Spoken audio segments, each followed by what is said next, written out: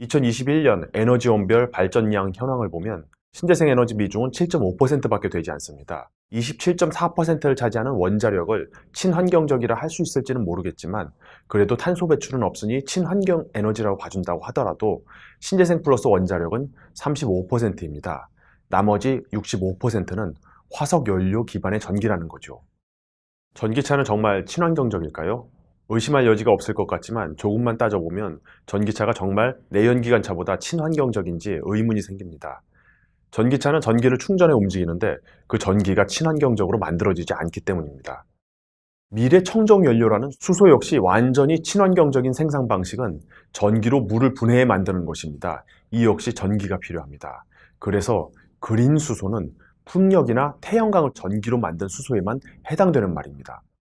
결국 신재생 에너지의 확대만이 전기차든 수소든 진짜 친환경적으로 만드는 방법인 셈입니다. 뭐니 해도 탄소 제로의 핵심은 신재생 에너지일 수밖에 없습니다. 그래서 신재생 에너지의 중요한 한 축인 풍력에 관심을 기울일 필요가 있는 것이죠. 특히 풍력 중에서도 해상 풍력의 성장성을 높게 보는 시각이 많아지고 있습니다. 해상 풍력은 육상 풍력과 비교하면 입지 제약에서 자유롭고 부지 확보와 단지 대형화에도 유리하다는 장점이 있습니다. 육지보다 바다바람이 더 좋기 때문에 더 많은 전력을 생산할 수도 있고요. 여러모로 효율성이 좋기 때문에 기술적 문제만 해결된다면 해상 풍력이 크게 확대될 것으로 기대됩니다.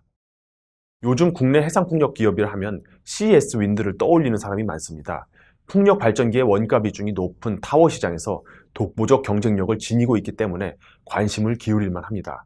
그런데 해상풍력 시대의 도래와 함께 하부 구조물의 중요성이 타워를 넘어설 수도 있습니다. 일각에서는 2025년부터 하부 구조물 시장이 타워 시장을 추월할 것으로 보고 있습니다. 해상풍력 하부 구조물 산업은 기술력과 대규모 해양 설비 등이 요구되기 때문에 진입장벽이 매우 높은 편입니다.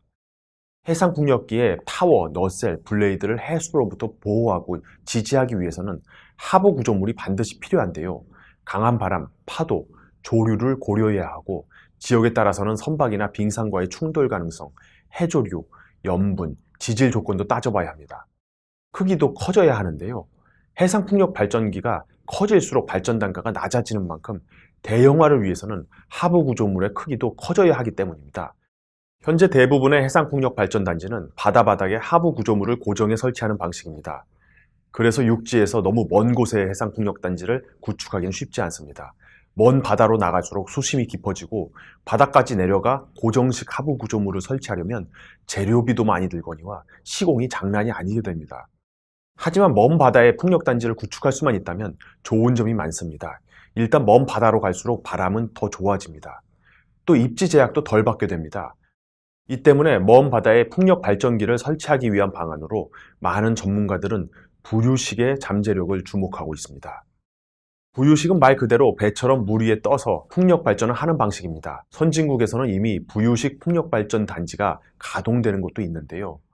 고정식 하부 구조물도 어렵지만 부유식 하부 구조물은 더 복잡한 공학적 설계까지 필요합니다.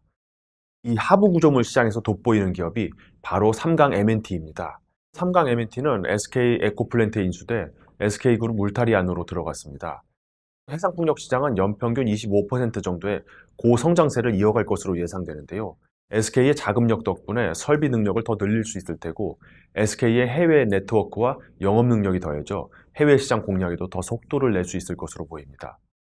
5천억 원 넘는 거금을 투입해 세계 최대 규모의 해상풍력 하부 구조물 공장을 설립할 계획을 세우며 경쟁력을 더 강화하려는 노력도 하고 있습니다. 이전부터 해양 플랜트 사업을 하며 큰 규모의 구조물 제작장과 해상 설비 관련 기계장치 등을 보유하고 구조물 운송을 위한 부두 시설도 확보하고 있는데요. 해상풍력 설비 자체가 상당한 무게인데다 중장비도 많이 필요한 만큼 물류 경쟁력도 상당히 중요한 요소입니다. 높이 최대 95m, 무게 2,000톤에 이르는 하부 구조물을 만들 수 있는 곳은 아시아에서는 거의 유일한 것으로 파악됩니다. 기술력과 설비 경쟁력은 2021년 말 대만에서 6천억 원에 육박하는 하부 구조물 수주에 성공하며 입증됐습니다. 대만에서만 1조 원대 추가 수주 기대감도 나오고 있습니다. 국내에서도 부유식 해상풍력 프로젝트인 울산의 귀신고래 3 엔지니어링 업체로 선정됐는데요. 프랑스 테크닙과 함께 프로젝트를 진행하는데 테크닙 측에서는 기술력이 높을 뿐 아니라 인근 생산기지를 보유했다는 점을 보고 파트너로 선정한 것으로 보입니다. 미래를 향한 투자 기업의 면모를 보이고 있는 SK그룹에서 친환경 에너지 사업은 중요한 미래 성장 동력 가운데 하나입니다. 해상풍력단지 건설 등을 비롯한 여러 친환경 에너지 사업을 추진하고 있습니다. 특히 수소 산업에도 공을 들이고 있는데요. 가장 청정한 수소인 그린 수소 생산과 해상 풍력을 연계하는 방안들이 국내외에서 연구되고 있습니다. 진정한 친환경 시대를 열 열쇠인 풍력, 그리고 풍력의 미래 해상 풍력, 그리고 해상 풍력의 핵심 기자재로 떠오른 하부 구조물, SK그룹의 미래 먹거리를 책임질 친환경 에너지 사업에서 핵심적 역할을 할 수도 있습니다.